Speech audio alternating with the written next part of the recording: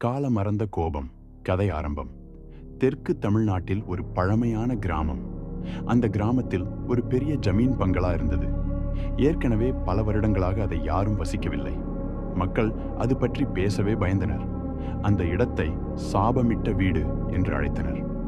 ஒரு நாள் சென்னையில் படித்துக் கொண்டிருந்த அருண் என்பவன் தன் நண்பர்கள் 3 பேருடன் விக்ரம், சுமதி, ஹரி அந்த பங்களாவுக்கு அட்வென்ச்சருக்காக வருகிறான்.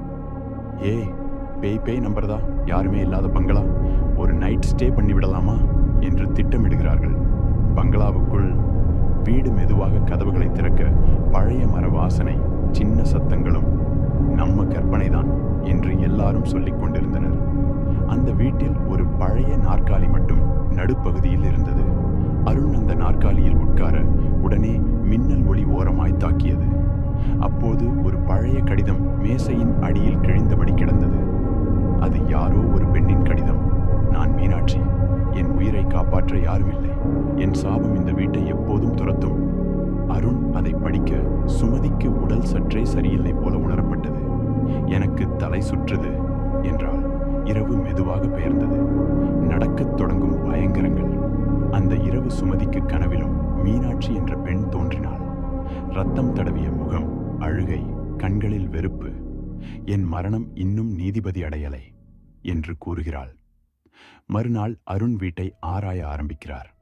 பக்கத்து கிராமத்தில் உள்ள ஒரு முதியவரிடம் பேசும்போது தெரிகிறது, மீனாட்சி ஒரு ஜமீன்தாரின் வேலைக்கார பெண். அவளை வன்முறையாக கொன்றுவிட்டார்கள். அவளது ஆத்மா வீடு விட்டு போகவில்லை. யாரேனும் அந்த நாற்காலியில் உட்கார்ந்தால் அவள் உடம்பு அவருள் புகும். அருண் அதிர்கிறார். ஏனென்றால் அவர் அந்த நாற்காலியில் உட்கார்ந்தது ஞாபகம் வருகிறது. அதிக மாதிரிகளும் உறைந்த இரவும். அந்த இரவு வீடு முழுக்க பீலிங்ஸ் மாறிவிடுகின்றன. நிழல்கள் நகர, கதவுகள் தானாக மூடிக்கொள்ள, சுமதியின் கண்கள் சிவக்கத் தொடங்குகின்றன.